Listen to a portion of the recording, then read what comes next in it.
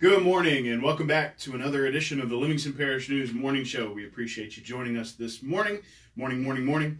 My name is McHugh David, publisher and editor of the news. If you're watching this on Facebook Live, we appreciate that. If you're listening to us or watching a video in the future, appreciate that as well. We take all of these shows and put them on our website, audio versions, which are great, sound great, baritone, very clear, as well as video at www.livingstonparishnews.com/podcast. It's also where we put all of our long-form podcasts where we dive in deep.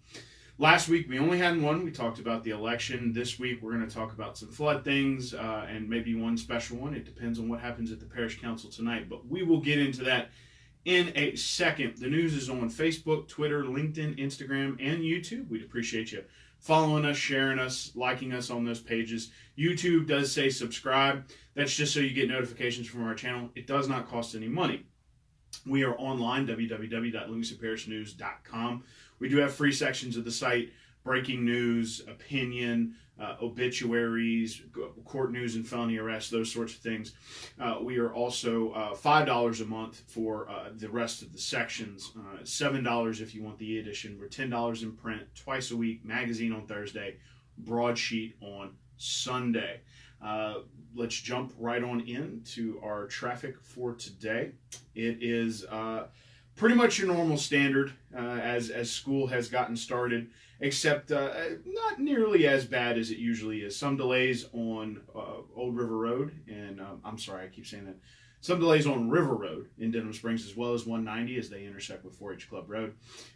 Very few delays on 64 heading into Central, which is kind of weird for this time of the year. But hey, if you're going through Central, I'm sure you'll take it. Intermittent delays on I-12 heading westbound. I-12 heading westbound into Baton Rouge. They're backed up all the way to Juban Road.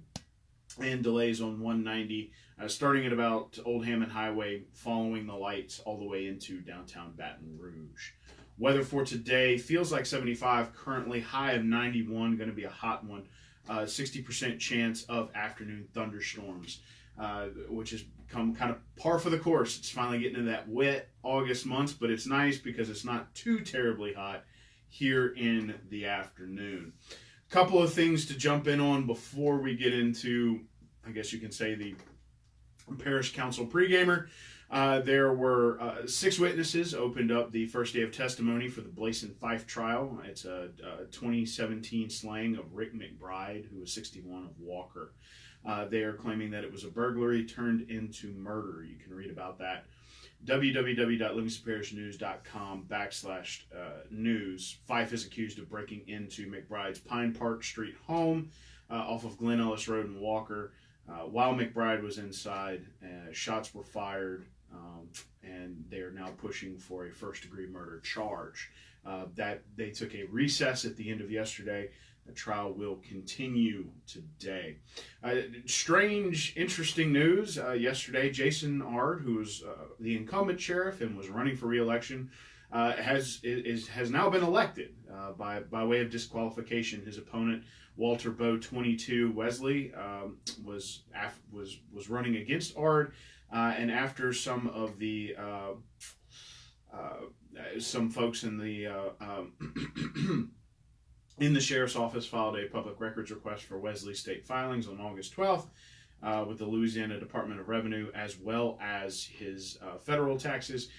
As it turns out, he had not turned them in at least for 5 years. So that is cause for an immediate disqualification, for he is not a citizen in good standing. So Mr. Bowe 22 Wesley is out of the race. Mr. Jason R. will be your sheriff for the next 4 years. So send him a congratulatory note, for his race is over. Tonight, the parish council got them coming up this evening. We'll be kicking off coverage. We get on Twitter and Facebook and give you live updates as the parish council rolls through their spiel. It begins at 5:15 with ordinance committee. They jump into finance committee at 6, and then the full council at 6:30. Lots to talk about this evening, starting with the master plan. So we discussed this yesterday. It was pushed back in the spring by Parish Councilman Tracy Girlinghouse. Mr. Girlinghouse was just pushing for zoning. He wanted zoning. We needed zoning. We're having a problem with zoning. When the Premier Concrete issue came up, many of the people who spoke from Watson said if we had zoning, this would not be a problem. The Master Plan Committee was formed around late April. They started meeting in May. As things evolved, they finally got Mark Harrell, who was the grant writer for the parish, in front of the committee. To wit, he said the following, that any master plan would have to be rebuilt from the ground up if they were going to use grant funding. Grant funding cannot be used to update it. Second, was an edict that the committee believed had been placed upon them for parish-wide drainage and parish-wide sewer. Now, the parish-wide sewer, that was an interesting way that came about. Sewer regulations and compliance for package plants have been discussed by the ordinance committee for about 3 months. And when I say 3 months, that means they meet twice a month, so over about 5 or 6 meetings. It had finally been, I guess you could say, punted from the ordinance committee to the master plan committee. Why? Not entirely sure. Parish Councilman John Wascom, who was on both committees, seemed to believe that the master plan committee could do more with it. However, when talking about a sewer master plan, Mark Harrell, who was the grant director, said you have to involve engineers, so your cost goes up and up. The same goes for parish-wide drainage. If you involve engineers, your costs go up and up. So if you do both, the numbers between 1.5 and 2 million were being tossed out. And on a 25% match from the parish, that's at least $375,000. So what Mr. Girlinghouse is saying is that he wants to go back and focus on the zoning portion and slowly work into parish-wide drainage and sewer. In order to do that, he is going to propose or introduce tonight an ordinance to adopt the 2013 master plan and maybe adjust some of the zoning in it since growth has occurred since 2013, and then move on from there to focus on other, I guess you can say, parish-wide implements like drainage and sewer. It will be interesting to see if he has the votes. We will be looking at that tonight. But again, Mr. Girlinghouse is proposing that the council go ahead and step back from the committee and take responsibility for that sum of money, which is a lot, considering the parish is not on the best financial footing at the moment, and introducing that as the zoning proposal for the parish, which would be, it's called Envision Livingston. It was the 2013 master plan. However, some people might ask, well, they've already adopted that. They adopted it by resolution. Resolutions are non-binding, so it was an exercise in futility because you can't enforce a resolution. Much like the resolution to send the letter to Parish President Leighton Ricks. It was a resolution. There was nothing binding about the letter. They probably couldn't pass an ordinance that forced him to do anything. So they sent it to him, and nothing happened, as we all know. And we can talk about that in a second. However, that's the master plan. Next, Mr. R.C. Bubba Harris is finally getting his time in the sun with grinder pumps. If you're wondering what grinder pumps are, they are sewer implements, and they do exactly what it sounds like they do. Tonight, the only portion of what he's after with grinder pumps is, that's on the parish council agenda, is if you purchase a home with a grinder pump, that must be disclosed in the closing paperwork, so that you are aware of what's required of you if you have a home with a grinder pump. So grinder pumps have a tendency to go out, if they're not designed to specifications, and it's the purpose of it is to make sure that the homeowner understands that grinder pump is their responsibility. It is not the responsibility of the parish. So the reason this came up is that there is a subdivision called Serene Acres. It is off Wax Road, which is off Jubin Road, in Denham Springs, wherein the residents have been fighting with their grinder pumps for years, spent tens of thousands of dollars each, continually repairing them. As it stands, when the homes were built, The grinder pumps were not that were installed were by normal standards just fine, except they did not meet the specifications to service a home or homes of that size. The horsepower was too low, the capacity was too low, so they have a tendency to overheat and fail. Also, the lines feeding and removing what is left after it's grinded were not big enough. So those were all sorts of problems that have just caused continual issues for these residents. They're not the only ones. They just have a specific example in a specific area. Also, the force main at the end of the subdivision that was designed to help pull the sewer out was not big enough as well. So a lot of problems with the sewer in that subdivision. In Ordinance Committee, Mr. Bubba Harris is also going to be working with the city of Walker, who has a pretty mundane ordinance around grinder pumps, basically talking about, it's your, letting homeowners know it's your responsibility. So they already have that.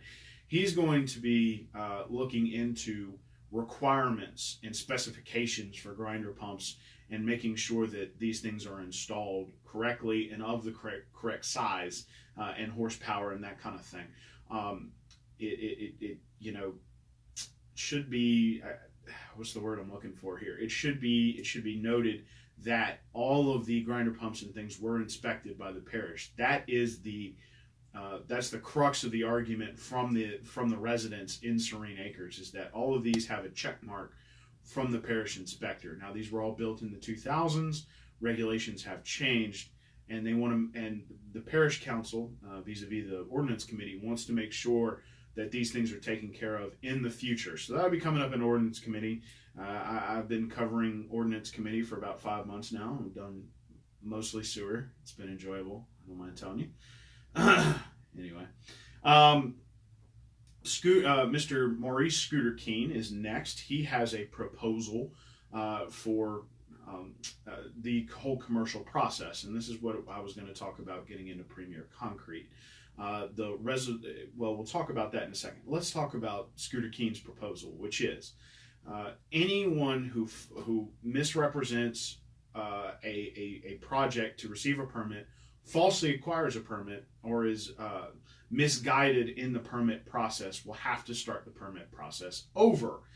And he went so far as to say this isn't just about the whole Premier Concrete issue.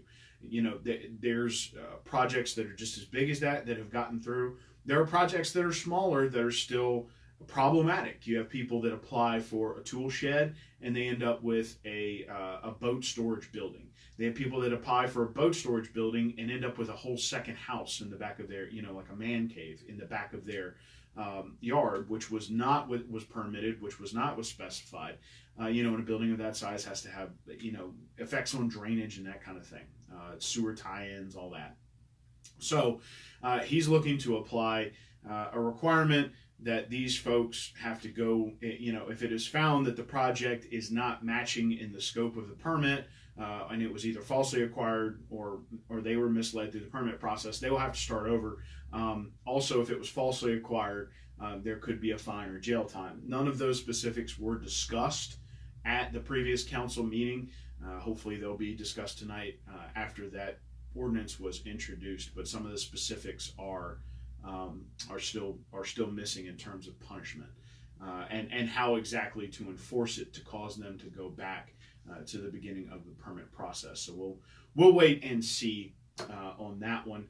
Also, talking about the Premier Concrete issue, that did have some effect on Scooter's proposal, and that where that stands right now is we sifted through, that would be the news, sifted through the permitting process.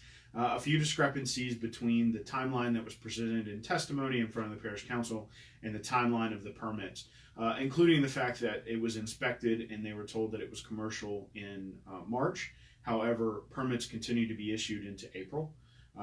Really, construction appears to not have stopped until May, when the fire marshal showed up. A fire marshal report was then distributed on May 24th. On June 16th, the commercial permit was issued. However, or on June 12th it was applied for. On 16th it was issued. However, the commercial workflow and checklist was not issued or completed until July 17th, a month later, and also said that it required commercial level mechanical plan, plumbing plan, and electrical plan.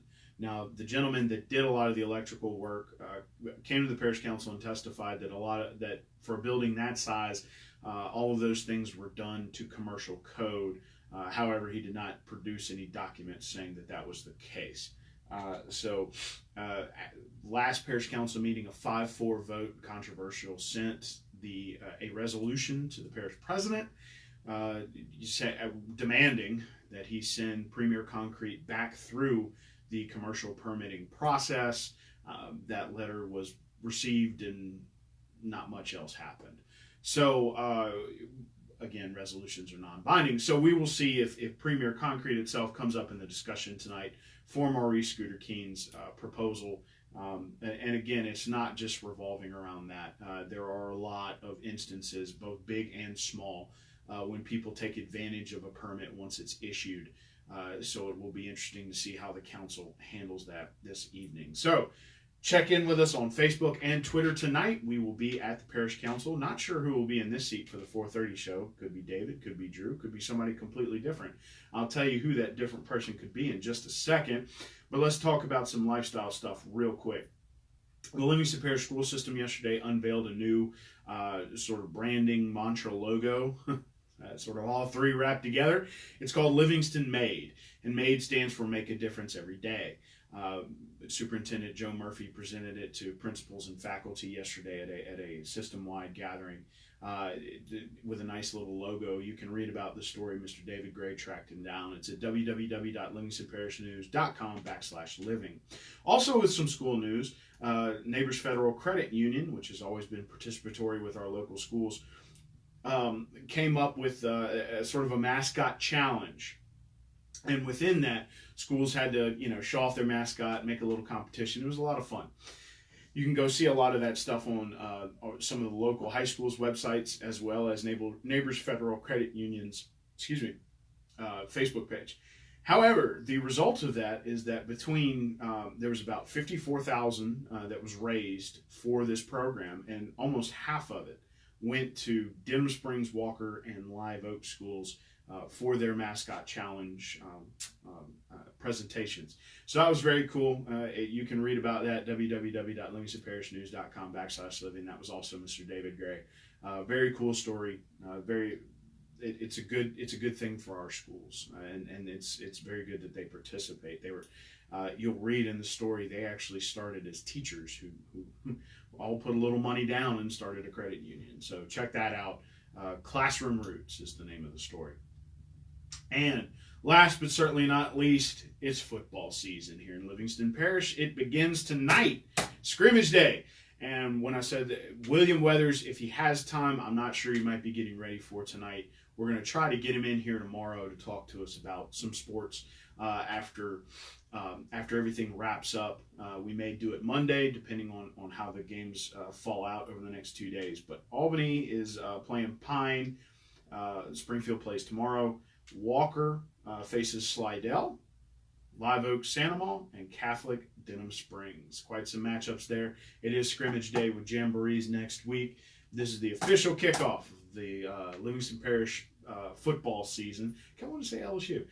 This is the official kickoff of the Livingston Parish football season. Starts today.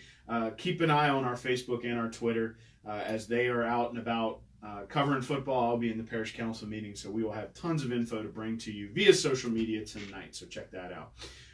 Let's take one more look around the bend at your traffic and your weather, and then you guys can get out of here.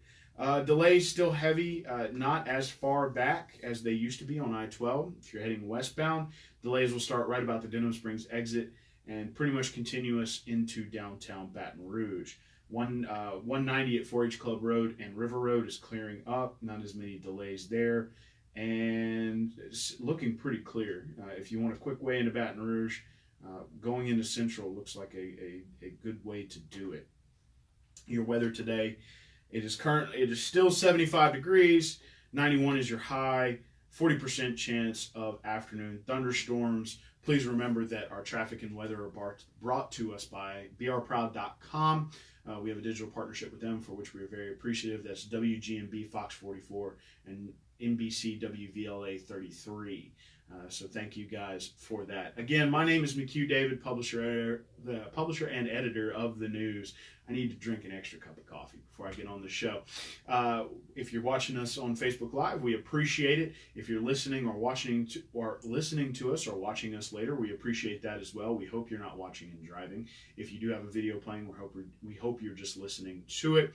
We are on Facebook, Twitter, LinkedIn, Instagram, and YouTube. Give us a like, a share, and a follow there. We appreciate it.